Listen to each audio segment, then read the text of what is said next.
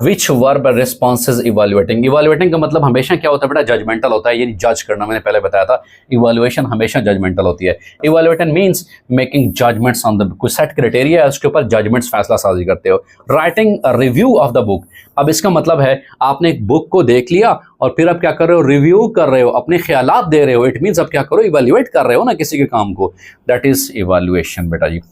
Which is not evaluating verb, वो classify नहीं है, क्योंकि क्लासीफाई जो बेटा किसके साथ है, वो दैट इज हमारे पास एनालाइजिंग के साथ है बेटा जी, वो तो एनालाइज करने से है बेटा जी। क्रिएटिंग मीन्स बेटा प्रोड्यूसिंग न्यू वर्क, सो ये क्रिएशन में बेटा आ जाएगा कि जब नया वर्क हम प्रोड्यूस करते हैं, that is the creation level बेटा। नेक्स्ट देखते हैं बेटा, नेक्स्ट हमारे पास है कि विच इज अ की वर्ड फॉर क्रिएटिंग लेवल, वो क्या होता है, बिल्ड होता है बेटा। Writing a new poem is an example of, आप नई नज्म लिख रहे हो, पैराग्राफ लिख रहे हो, दैट इज क्रिएशन लेवल है बेटा, सो दैट इज क्रिएटिंग है बेटा। विच टास्क डिमॉन्स्ट्रेट्स क्रिएटिंग, डिजाइनिंग ए प्रोडक्ट, कोई प्रोडक्ट आप बना रहे हो, ये क्रिएशन लेवल है।